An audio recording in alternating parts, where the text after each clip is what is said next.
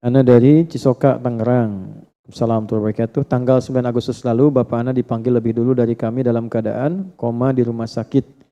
Pertanyaannya, apakah Bapak saya meninggal dalam keadaan baik dan tetap keislamannya sedangkan tidak mengucapkan kalimat Allah, tapi kami sudah membisikkan dengan kalimat Allah di kuping Bapak karena yang sudah tiada. Dan apa sebaiknya kami lakukan untuk kemuliaan Bapak, khususnya untuk kami, anak-anaknya. Satu, selalu berhusnudzan pada Allah. Kalau Allah sudah titipkan sakit, misalnya koma, tidak bisa melakukan apapun. Husnudzan dulu dengan syukur kepada Allah bahwa semua fungsinya menjelang wafat ditutup untuk berbuat maksiat. Itu dulu. Terima kasih ya Allah yang Engkau cukupkan ayah kami dalam keadaan saat ini untuk menerima kebaikan saja dan Engkau tutup fungsi-fungsinya dari perbuatan maksiat. Sehingga lisannya tidak berkata yang salah lagi, matanya tidak berkata yang salah lagi sebelum ia wafat. Lalu Anda tadi sudah bisikkan kalimat-kalimat thayyibah, kalimat-kalimat kebaikan, husnudzan kepada Allah, sampai kepada Allah, Allah perintahkan malaikat untuk menyampaikan itu pada keadaan dirinya, walaupun tak terucap di lisannya. Jelas ya? Husnudzan. Setelah itu apa? Setelah itu wafat, meninggal, diselesaikan semua kewajiban beliau. Kalau Anda bertanya apa yang terbaik, satu yang tidak ada biaya menggunakan lisan saja yaitu doa. Ya, satu apa? Nah, yang kedua, praktekkan semua ilmu yang pernah diajarkan ayah dan amanat yang baik-baik. Praktekkan. Jelas? Nah, yang ketiga, ya, jika ayah berwasiat amal-amal baik, lakukan. Jika tidak ada, Anda teruskan amalan baik yang pernah dikerjakan ayah atau amal kebaikan yang ayah belum kerjakan tapi Anda niatkan untuk ayah Anda. Tiga-tiganya terkumpul dalam satu hadis, 9 lafaz di hadis Muslim. Idza mata al-insanu.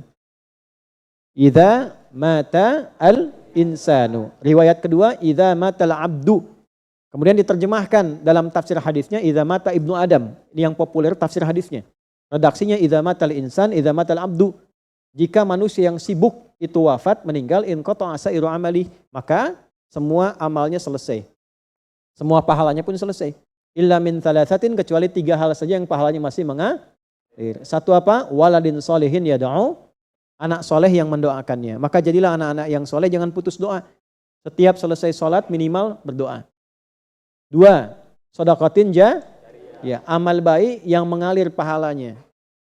Ya, jadi apa itu? Kalau ayah punya amal baik yang sudah ia kerjakan dalam hidup, misalnya pernah ikut renovasi masjid.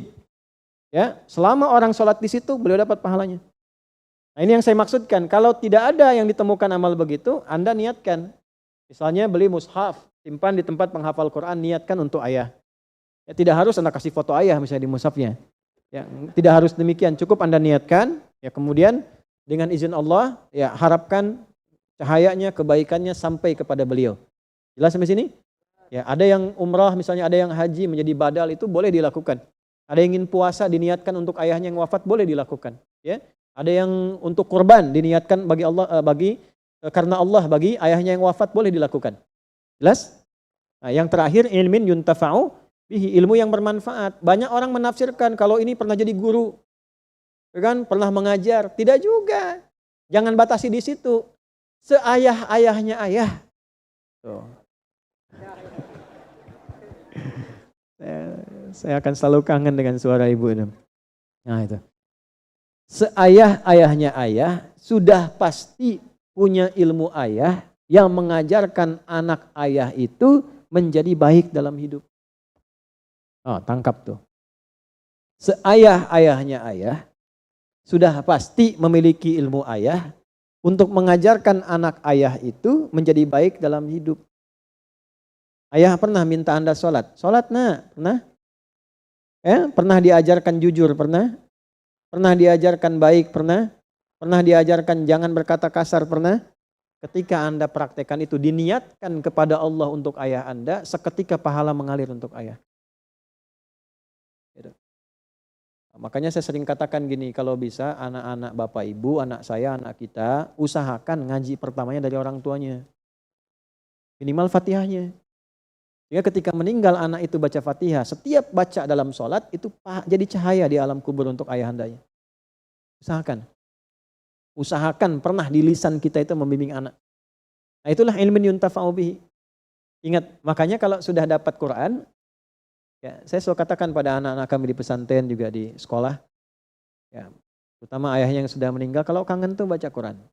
Atau sehari kalau ada nggak sholat tuh ingat, nggak jadi cahaya buat orang tua. Nah, itu yang membuat kita semakin rajin meningkatkan ibadah itu ya. Insya Allah.